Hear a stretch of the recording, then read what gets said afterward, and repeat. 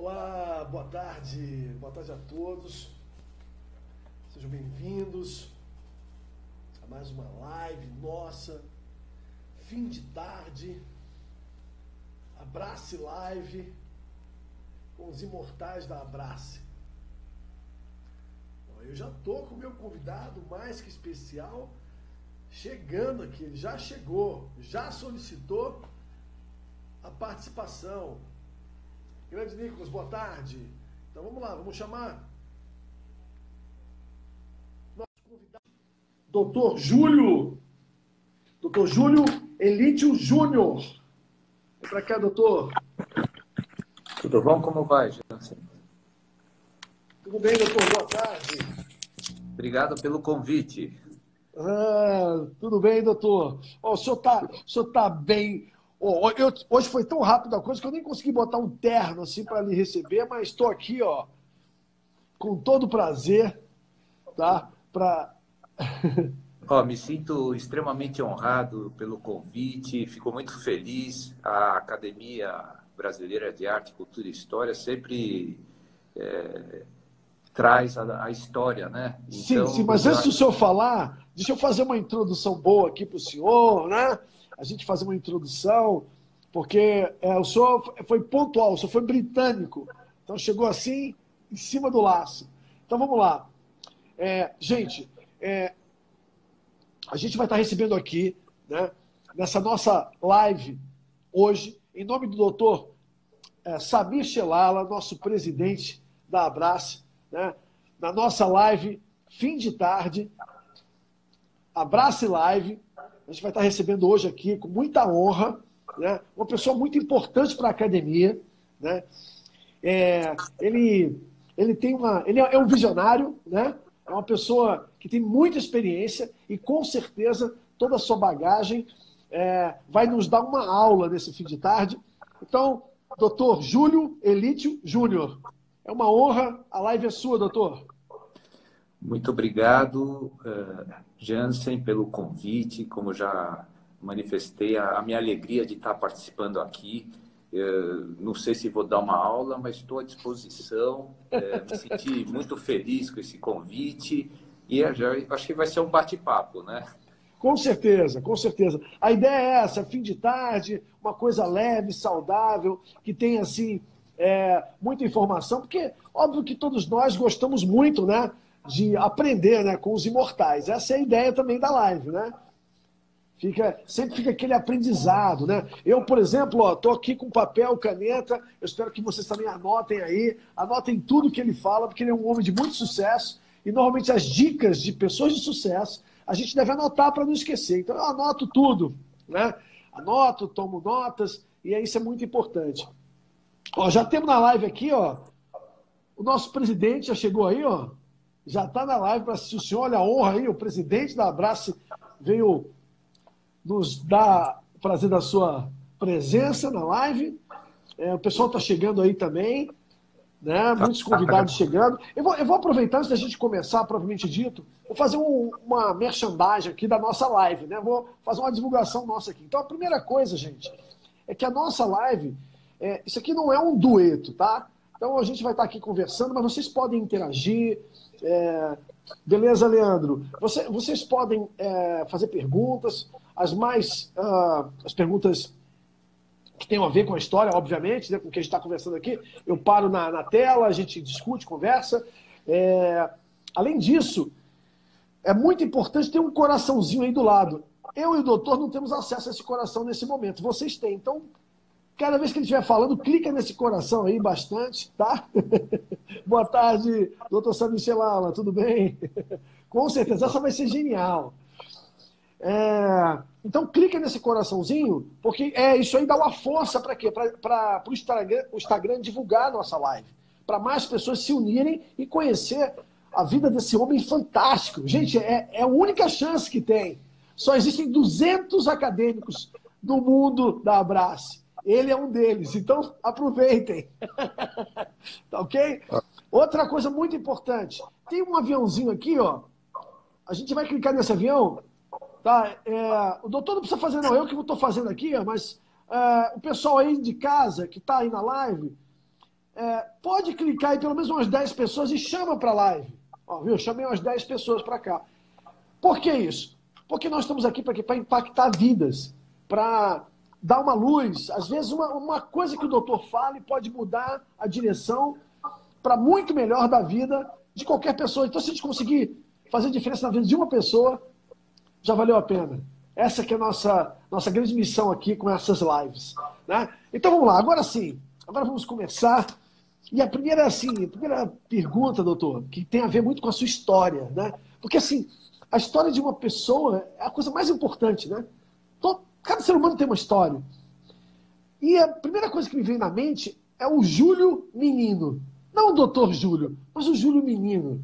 O senhor consegue ter uma lembrança, assim, de alguma fase da sua infância, que o senhor queira dividir com a gente, que foi uma fase inspiradora, que de repente foi uma fase onde o senhor pensou em o que seria quando crescesse, ou qualquer outra coisa que seja inspiradora na sua memória? Sem dúvida, Jansen. Mas primeiro eu queria agradecer a presença do Samir Shelala, o saudoso irmão dele, Michel Shelala. O saudoso Michel Shelala. Então, fico muito feliz da presença dele e falar que a minha infância foi muito feliz. Então, tive momentos de grande alegria, tive pais maravilhosos que também já não estão mais comigo. Tenho duas irmãs que eu tive a oportunidade de dividir a infância em casa e sempre brincamos juntos, né? Fiz muitos amigos na minha infância e tem alguns aspectos da infância que me marcaram, até na escolha da profissão, né? Então, quando criança, eu me lembro que o meu pai queria que eu fosse advogado, que o meu pai sempre tem dessa, bastante, né? Sempre tem dessa, né? Os pais sempre querem influenciar de alguma maneira, né? Me lembro de eu vestindo os ternos dele, tudo. Ah, que legal. Mas num determinado momento, assim, o que me marcou, sempre quando eu ficava doente, nós íamos visitar um médico na infância. E ele era sério, sisudo, mas sempre ele tinha um sorriso no final que me agradava. E quando ele me examinava, eu ficava intrigado, como que ele conseguia descobrir as coisas. E aquilo foi o clique para eu escolher a profissão. A medicina começou, então, com o senhor sendo tratado por um médico. Exatamente. Foi uma pessoa maravilha. Que me inspirou e até hoje ele também já não está vivo, mas sempre me marcou. E o engraçado foi que todo ser humano está cheio de conflitos. Sim. Mas se eu puder falar que na minha vida a certeza...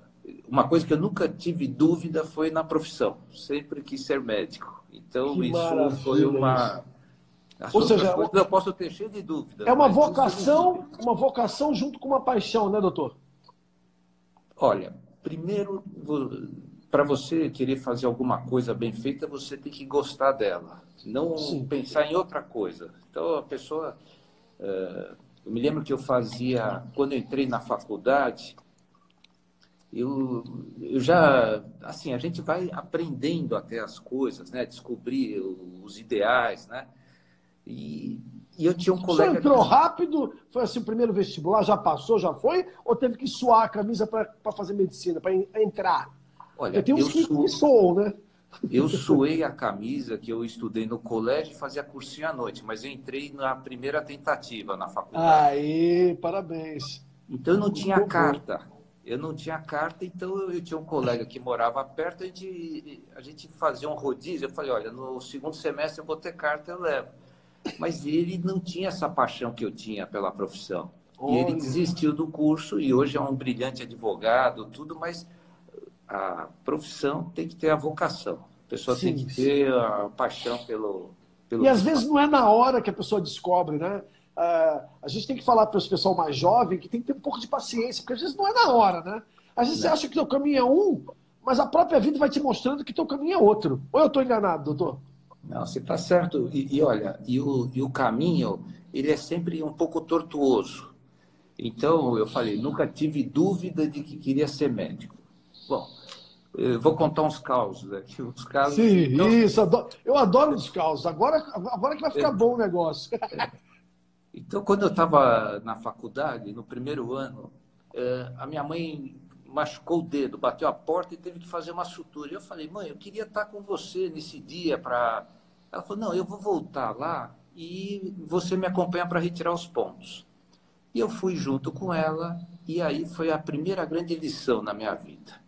Eu comecei a passar mal durante o curativo, porque vi que ela estava com dor. Olha, mas isso é uma confissão muito boa. A Então, primeira vez que você ouviu né, um no seu sanguinho saindo do no dedo. familiar, então aquilo caiu a minha pressão, fui para a sala de espera e a minha cabeça Caramba! foi longe. Eu falei, será que eu vou ser médico? Será que vou conseguir agora essa coisa? E até eu me lembro que eu entrei num curso de instrumentação cirúrgica que tinha no Hospital Ah, Matarazzo. Então, e a primeira cirurgia que eu fui instrumentar foi uma cesariana. E eu não passei mal. E aquilo me deu um alívio, porque hoje tem muitos debates sobre a conveniência do médico tratar um familiar. E os sim. debates chegam à conclusão que não é conveniente tratar, porque não se trata, porque você tem um envolvimento emocional, você não vai poder atuar tão Então bem. está explicada a sua tontura ali na hora. A pressão caiu Então, mais por uma questão até emocional, né, do que propriamente provavelmente. o susto, né, ali com o procedimento, né? Exatamente. Então, tem várias coisas que acontecem, né, nessa trajetória que a gente... Agora, se tiver que dar um conselho para alguém jovem que está em busca, né, Isso. eu vou falar, faça medicina, que o médico, ele pode ser um cientista, ele pode ser um cirurgião, ele pode ser um clínico, ele pode atuar como administrador de hospital, ele Tem pode atuar muitas como opções, auxiliar. né, dentro, É tem muito muitos aberto, caminhos, né? muitos caminhos. Eu estou só fazendo uma brincadeira, falando que em qualquer profissão o espectro é muito grande. Então, às vezes, você entra até com o ideal numa profissão e parece que não é aquilo, mas dentro daquele caminho você vai encontrar, às vezes, algum atalho para você conseguir o que você quer. Sim. Olha, nós temos aqui uma fala aqui do nosso presidente Samir Celala, diz assim, ó, não posso deixar de registrar aqui que o doutor Júlio Elite Júnior... Mas eu ia falar isso, ó, você está tirando o assunto da live, mas tudo bem, é presidente, a gente tem que falar mesmo, vamos lá. Eu não posso deixar de registrar aqui que o doutor Júlio Elite Júnior é filho do nosso saudoso presidente, doutor Júlio Elite, que esteve durante anos à frente da nossa presidência, deixou grandes ensinamentos. Claro, eu ia falar sobre isso, vou até pedir que a gente espere um pouquinho para falar desse assunto, para a gente finalizar esse seu e a gente entra no assunto acadêmico. Aí eu iria falar sobre isso. Eu não ia esquecer, não, presidente. Aí ele continua aqui. E boas lembranças da Abrace. Nas solenidades, sempre abrir agradecimentos aos irmãos Celala. Fez muito bem a academia. Só gratidão. O seu pai é uma pessoa memorável, né? E que todo mundo fala muito bem, né? Eu acho que até fazer um parênteses aí, que também faz parte de toda essa história, né? Então, com certeza. Que meu pai foi... Bom, então vamos entrar logo nesse assunto, que agora não tem mais volta. Então, a primeira coisa que eu queria que o senhor falasse, que o senhor tem tanta experiência, vem de uma tradição, seu pai foi presidente da Abrace, uma academia centenária, né, que teve tantos nomes importantes envolvidos, como o do seu pai. A primeira pergunta é assim, na sua visão, qual a importância de uma academia para a sociedade, para um país? Qual a importância? A academia, o próprio nome diz, é uma academia de história. E a história é o que registra tudo. A gente tem que conhecer a nossa história para saber o que vão fazer no presente e para não cometer os mesmos erros no futuro. Então, é o que deixa registrado, né, toda a história.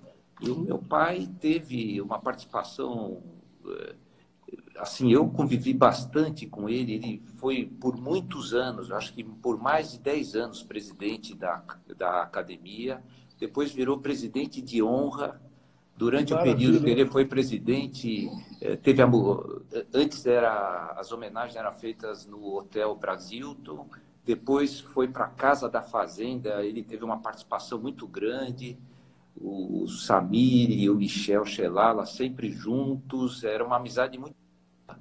E foram grandes momentos, né, na academia. Campos Salles, com certeza, né? Com Campos certeza com Campos Salles, Salles, né?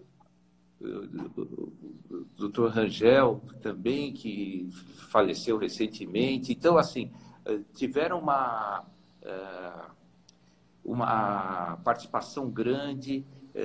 Eu me lembro que meu pai sempre se preparava, ele falava palavras, ele tinha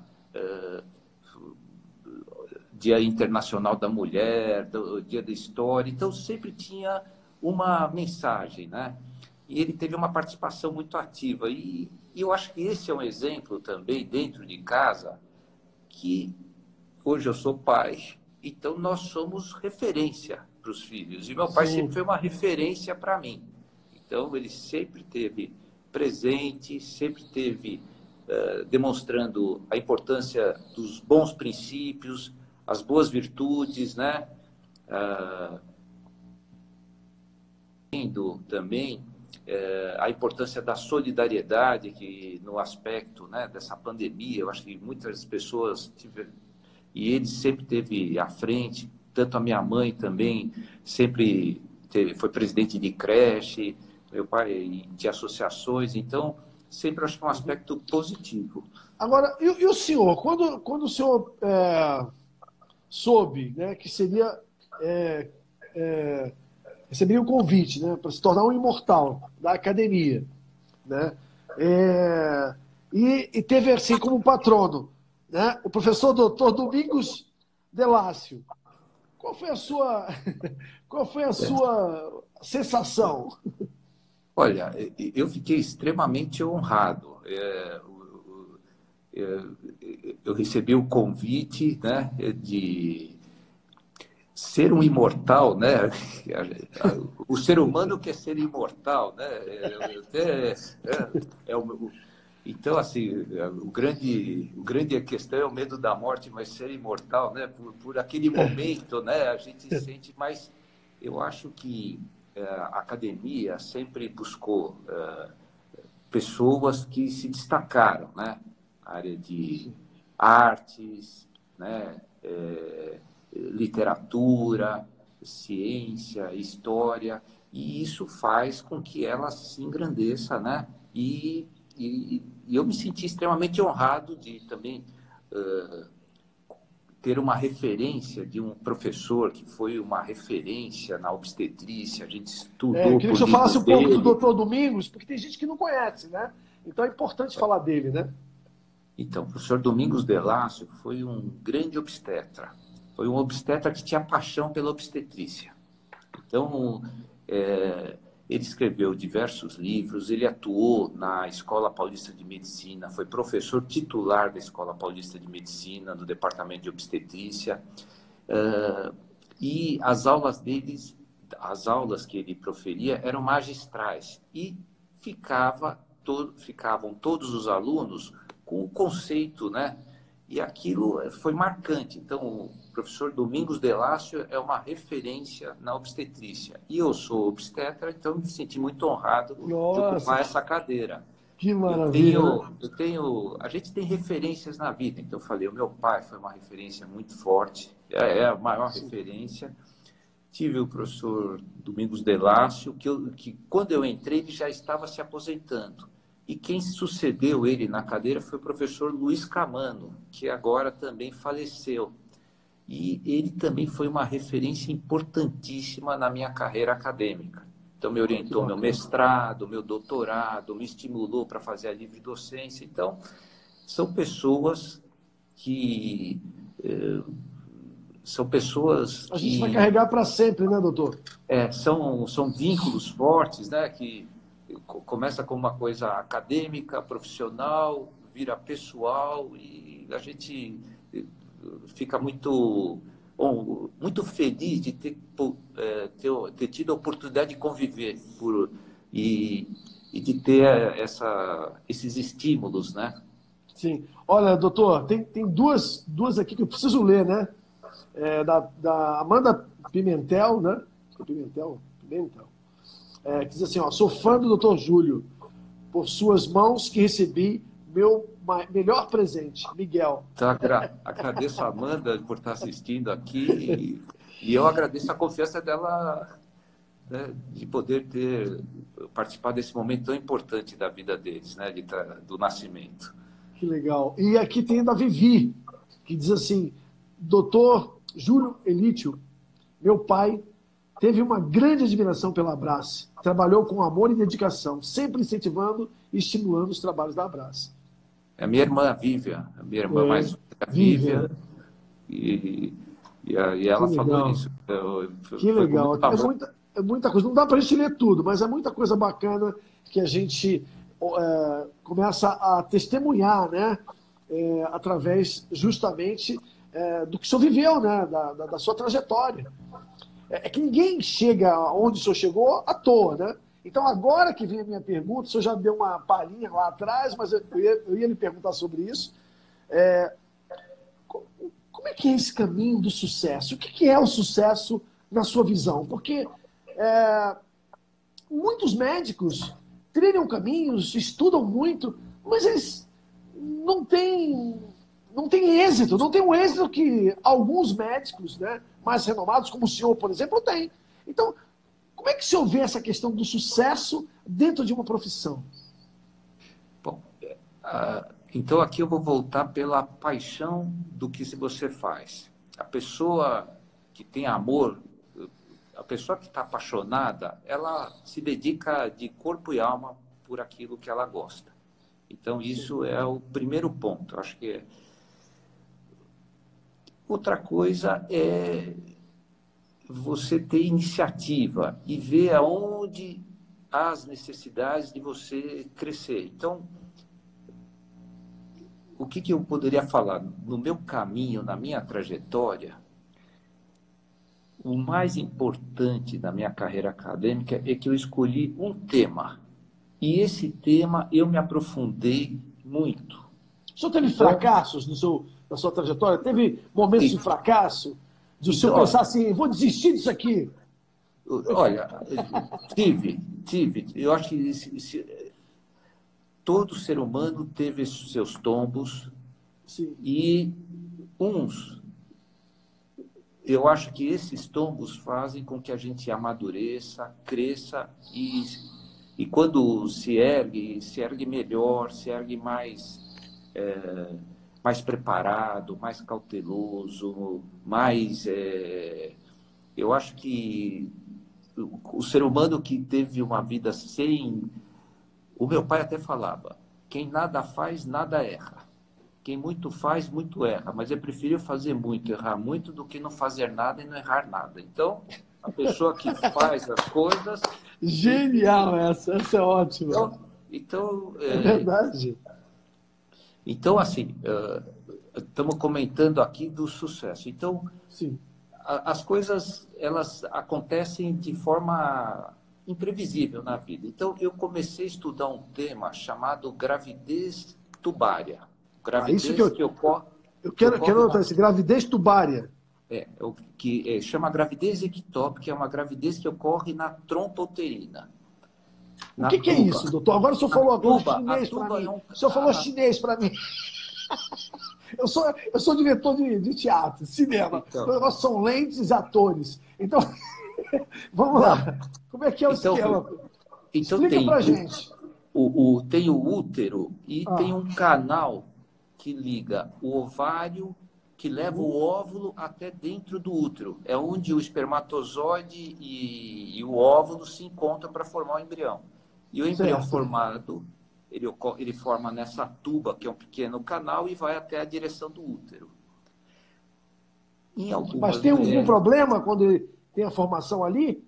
Não, ele sempre se forma ali, mas ele tem que migrar para dentro do útero. Agora, quando ele fica lá parado, ele pode causar problemas. Ou seja, ele nasce ali, mas ele cresce dentro do útero.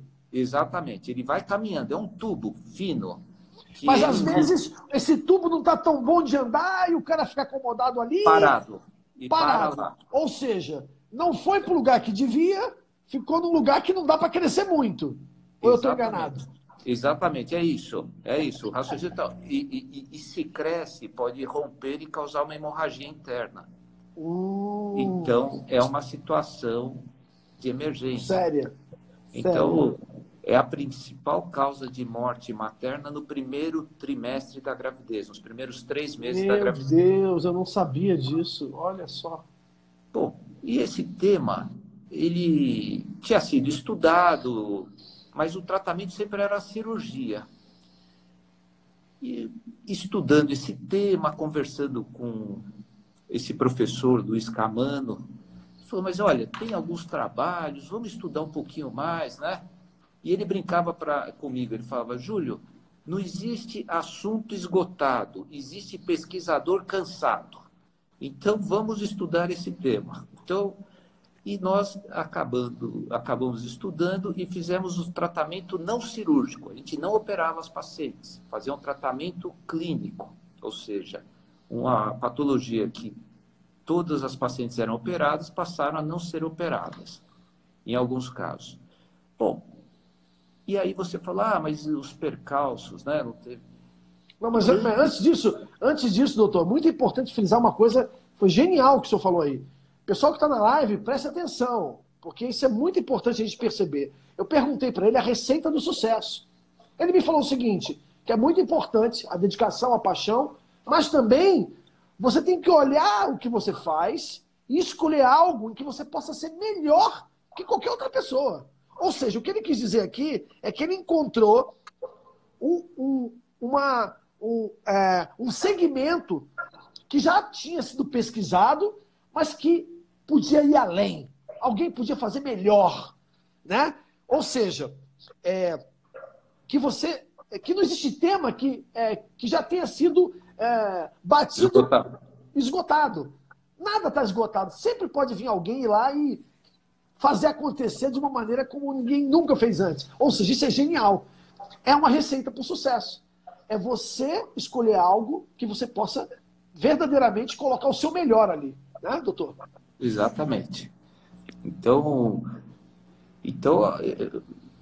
nesse aspecto, essa frase é marcante. Não existe assunto esgotado, existe pesquisador cansado. Então, essa frase é maravilhosa. Eu vou até anotar aqui. Não existe assunto esgotado. Assunto esgotado.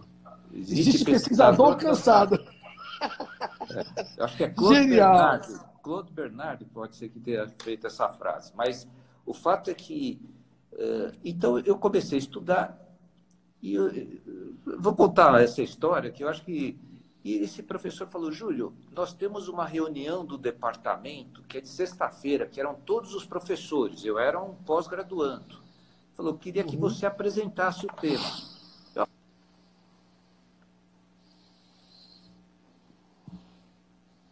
Sua internet deu uma caidinha aí, doutor.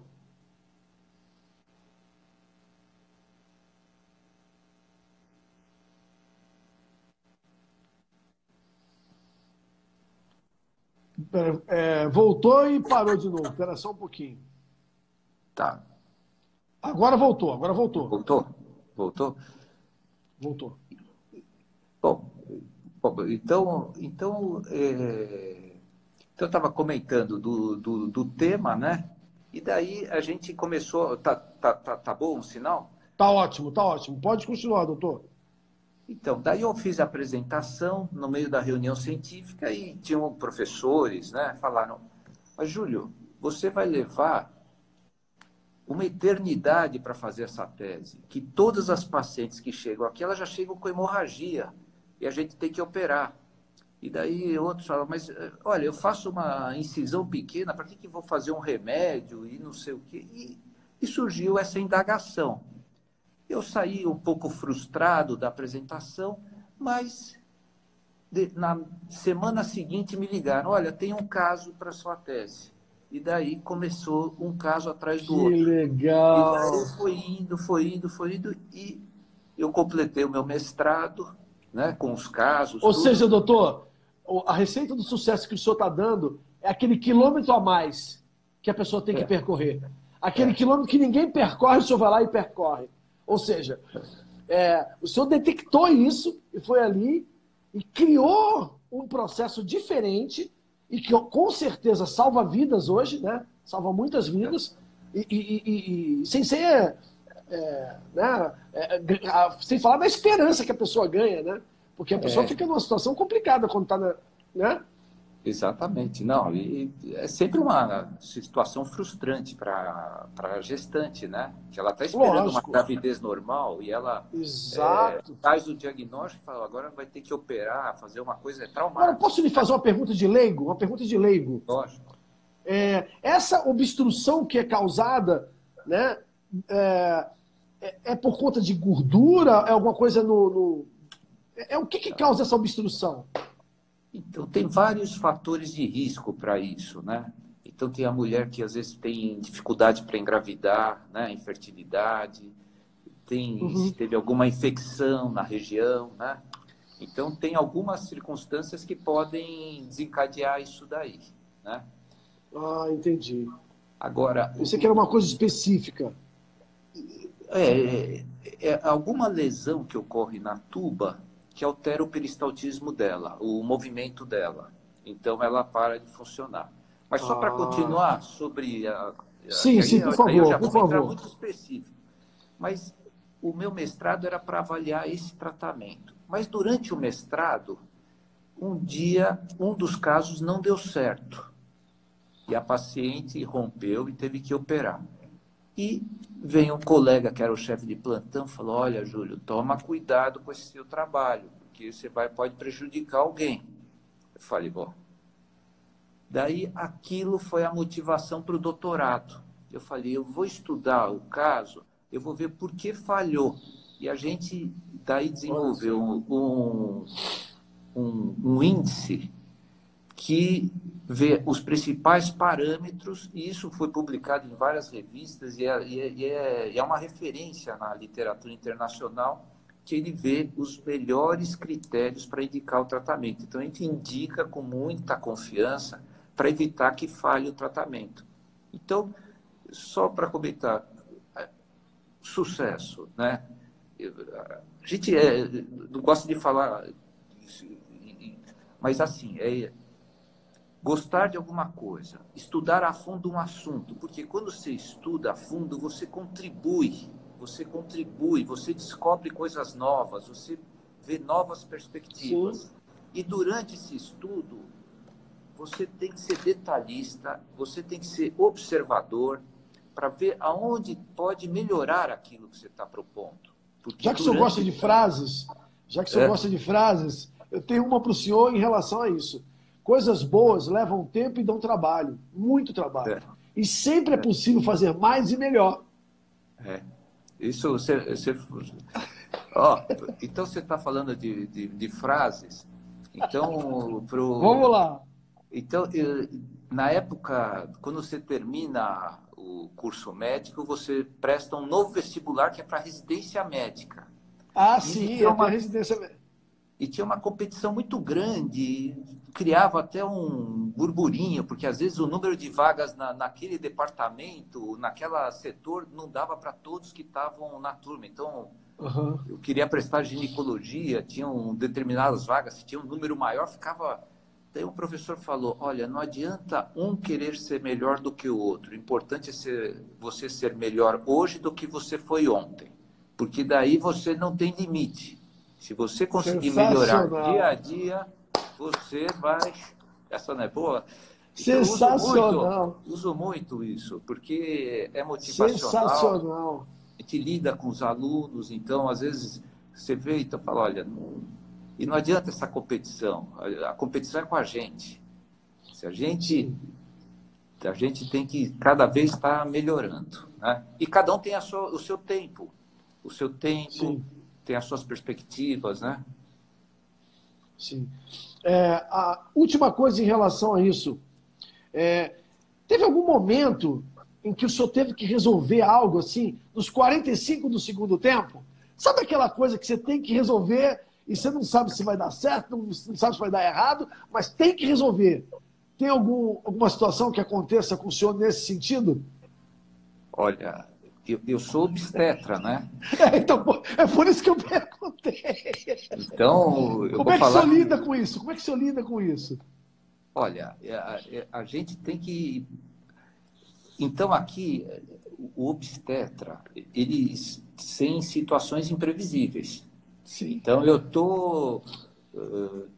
Até a vida do obstetra é imprevisível, porque não se sabe a hora que vai entrar em trabalho de parto, não se sabe a hora que vai para a sim. maternidade. Então, a gente fica.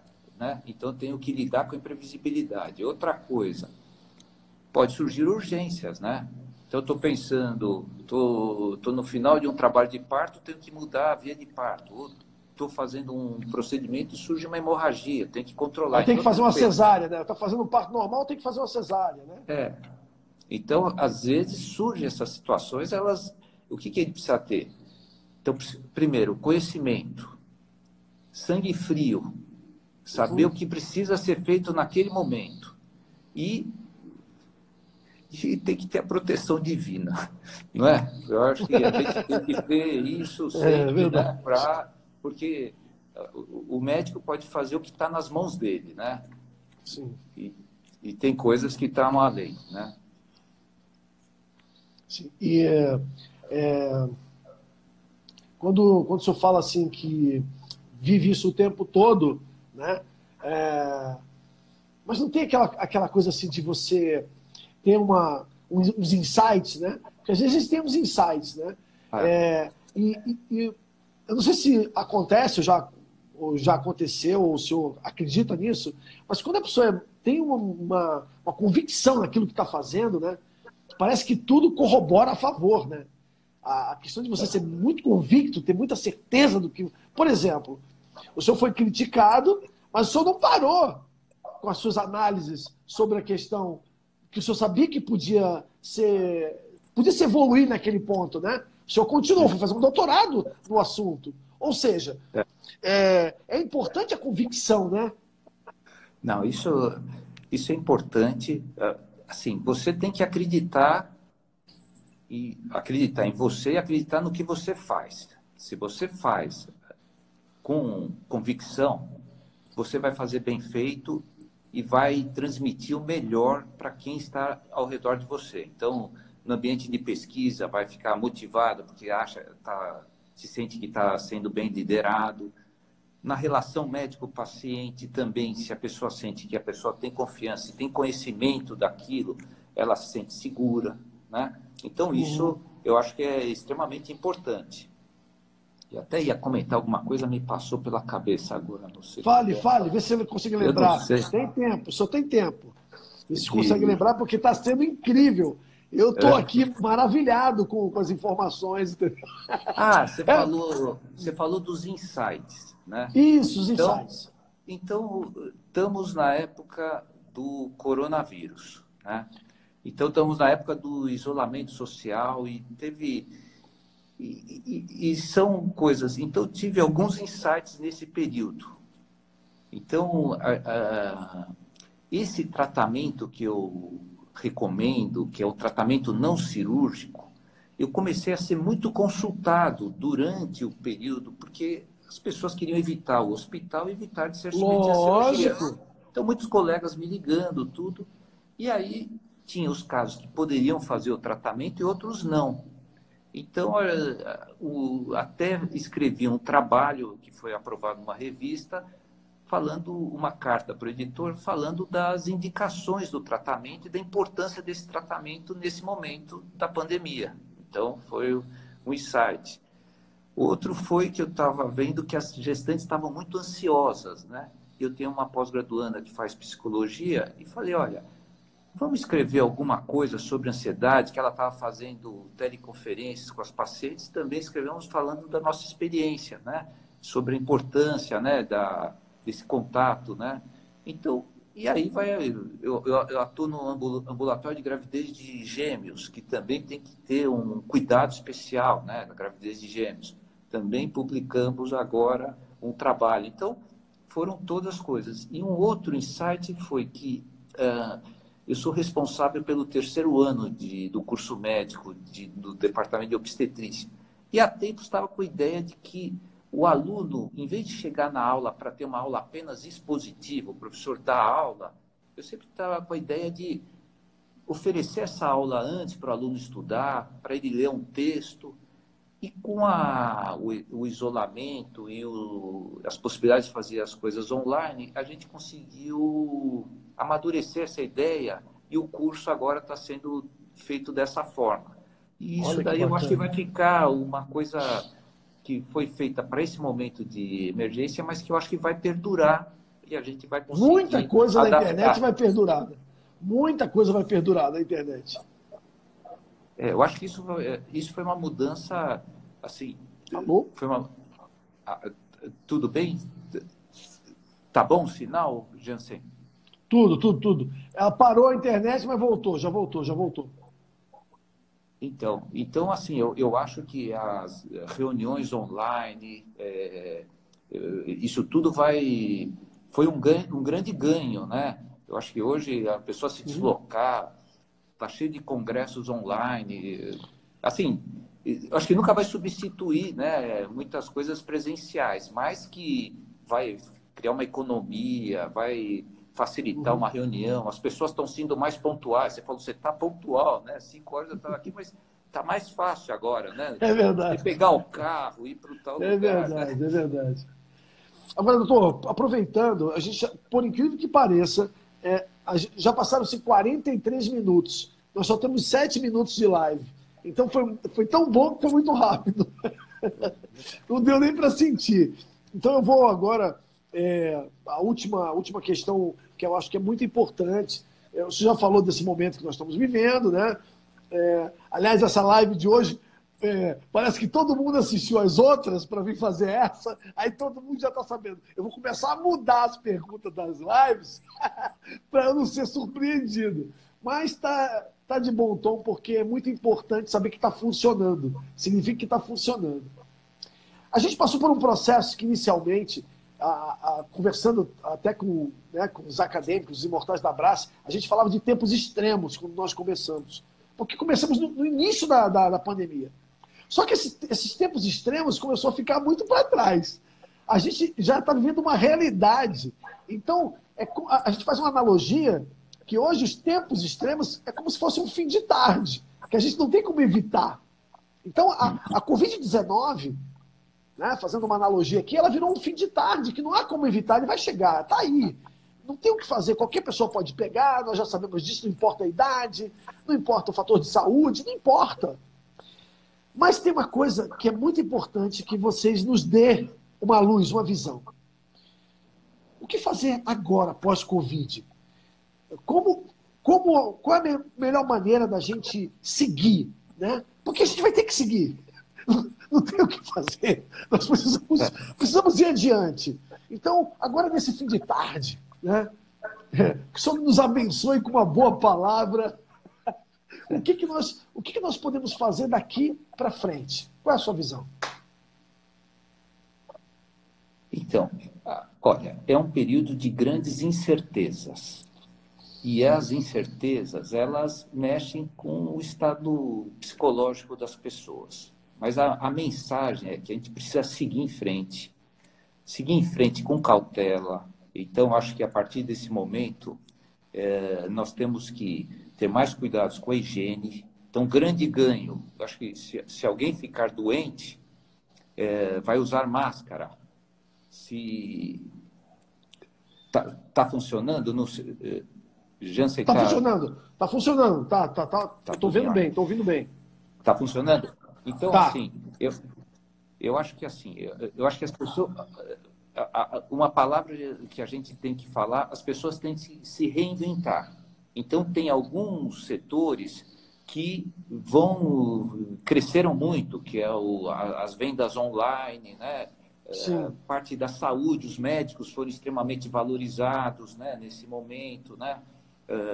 Parte de consumo, isso tudo foi. Mas teve outros setores que eles tiveram uma dificuldade. Então, as pessoas vão ter que se reinventar usando novas estratégias de comunicação, né? novas formas de enxergar como que vão ser as coisas, né? Mas eu acho que, assim, continuar o caminho, não entrar em depressão, não existe uma luz no fim do túnel. Como todas as pandemias, e aqui eu vou até lembrar o meu pai de novo. Meu pai faleceu com 97, quase 98 anos. E estava uma crise política, uma época, e eu estava conversando com ele e falou, filho, não se preocupa, eu já vi tanta crise política, tudo passa. E passou. E as pandemias, a história das pandemias já foram diversas pandemias, Sim, e elas sim. passaram, né? É que como a gente, nos últimos 100 anos, ninguém nunca viveu, né? Então, né, tem aquela coisa do susto, né? Então, eu acho que o que vai ficar? Medidas de higiene. Todo mundo está mais cauteloso. Então, uso de máscara, higiene das mãos, cuidados, né? Então, isso tudo é uma coisa que vai ficar. Eu acho que daqui a alguns anos, quando passar tudo, se alguém tiver gripado, ele vai sair de máscara, porque ele vai pegar a máscara que já estava, e isso vai ser uma forma de evitar a proliferação da doença, das futuras doenças. Então, isso eu acho que é um como é no cuidado. Japão, né? No Japão, muitas pessoas usam máscara normalmente, mesmo em momentos de não pandemia, elas saem da rua com máscara. É uma educação, é uma coisa de educação. E eu acho que no restante, trabalhar com afinco, ter cautela, né? Fazer o que é possível e, se Deus quiser, nós vamos passar esse período, né? Com muitos aprendizados, né? Então, eu acho que teve muitas coisas boas e algumas não tão boas, né? Eu acho que a gente leva as coisas boas que ficaram, né? Eu acho que os relacionamentos pessoais, as pessoas ficaram mais próximas, né? As famílias ficaram mais unidas, né? Eu acredito que quantas famílias tinham dificuldade de fazer refeições, né? No dia a dia, e hoje conseguem. Então, teve um ganho muito grande. Essas reuniões à distância que podem ser feitas também foi um ganho positivo. Então, acho que procurar, se o seu setor não estiver indo muito bem, procurar uma brecha dentro dessas novas coisas e se reinventar, né? Reinventar, buscar novas ideias, né? Então, é sempre uma mensagem de otimismo, né? Eu acredito que vai passar, que fiquem saudáveis, né? É isso aí. E, doutor, tem aqui, ó, só para lhe falar aqui, ó, nós temos aqui algumas mensagens. Querido do Samir Shelala. Querido doutor Júlio, parabéns, foi excelente. É muito importante tê-lo na Abrace, que possamos o mais breve possível estar juntos novamente, né, nas solenidades. Eu que agradeço. A Vivi, Júlio, ótima, live ótima, tema interessante, incentivador, parabéns. Jansen, parabéns, abraço, estamos juntos, esse é o doutor Samir. Aí aqui, a Vivi, Jansen, obrigada pela live com o doutor Júnior. E aqui tem um que é interessante, fala assim, pai, sou eu, o João, mas ele está... É o meu filho. Ele está no telefone da Camila. Ele é o meu filho, é minha esposa. Né? Olha que legal.